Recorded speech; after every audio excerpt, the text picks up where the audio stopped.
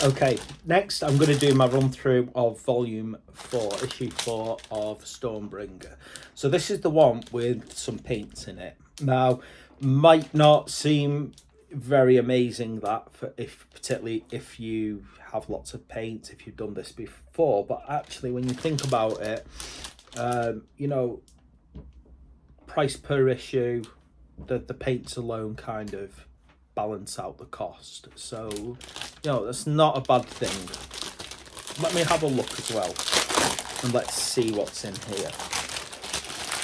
So, let's have a quick look at the issue first, before I move on to the paints. So,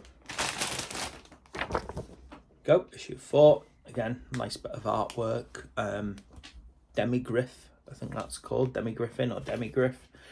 Written by a Stormcast. Looks quite cool. And that kind of callback. So I think I like the artwork in it. I do find it quite I love if a piece of artwork makes you go, yeah, I want to know more, then that's always good. So we're going to learn a bit about a place called Skyheld in this one. Hidden deep in the mounting of Mahut's spine is a place of wonder, terror, and ancient secrets. This is Skyheld, a colossal, once lost library of ancient Draconith. This is now a sprawling city, home to many scholars and pioneers. Interesting, right? I wonder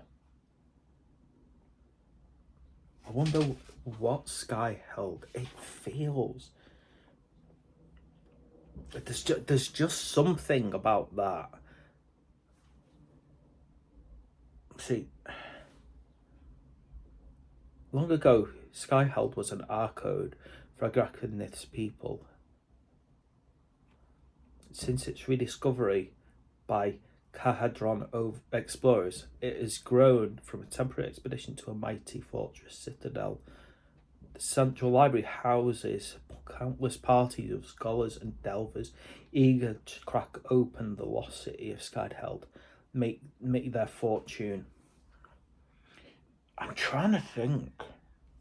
See, as far as I can work out, parts of the Age of Sigmar, their planes were kind of reforged from parts of the old world.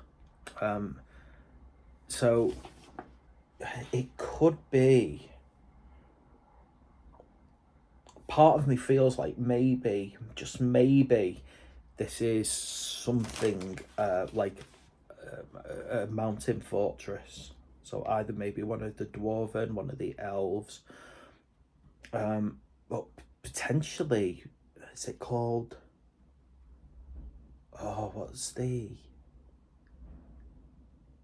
is the fortress called?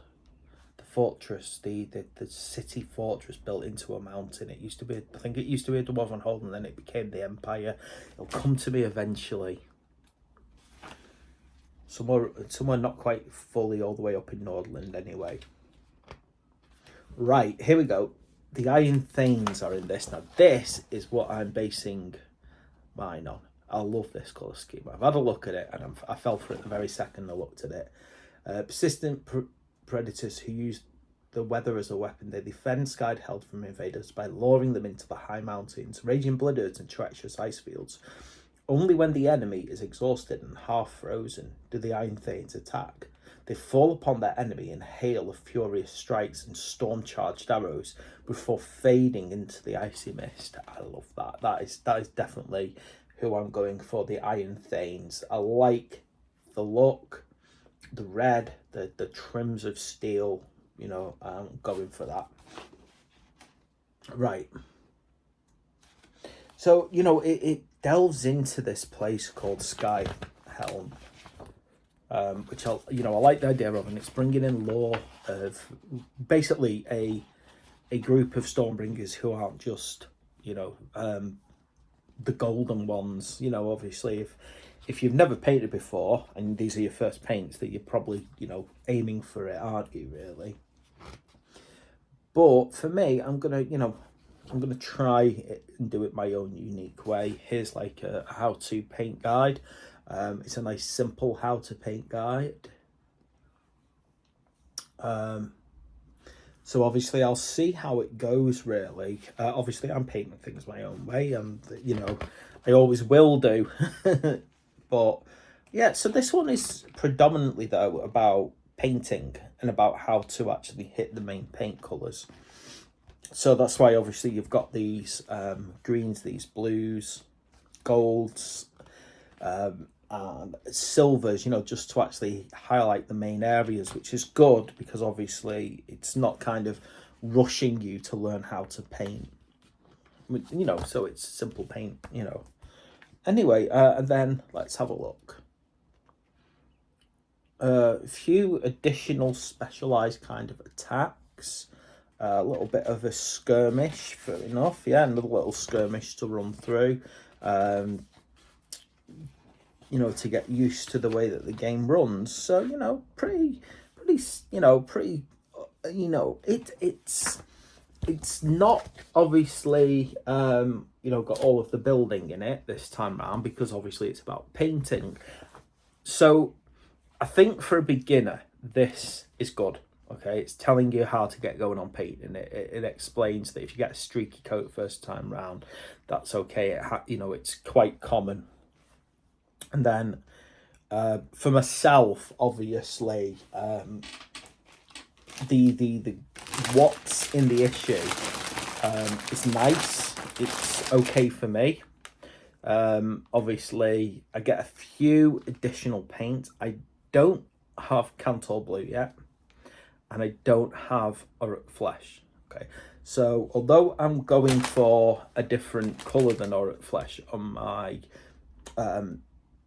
my Crudel Boys, I probably will use this on a different types, partly because I like to distinguish my Aurochs or Orcs, what you know, by using skin tones. I think it kind of projects, obviously, the darker the skin tone, the more powerful. Yeah, so this is a nice light color that I like the idea of using for grots, basically. So I think this will be used on anything that's particularly weak, basically small stunted ones. Anyway, so you also, you know, get a paintbrush. If you've never painted before, you know, there's a starter brush. I always think, you know, like, no matter whether or not they're a high quality brush or a low quality brush, so, you know, the proof will be how quickly it splits. The reality is, though, a brush is always useful. Anyway, okay, so as far as issue 4 is concerned, I think for experienced painters, you know, experienced hobbyists, it offers good value for money, you know.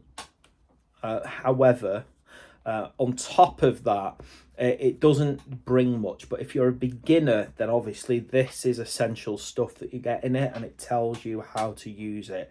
So that's a very good point from that there. So anyway, that's issue 4. Hopefully a bit later on today I'll move on to issue 5 and 6.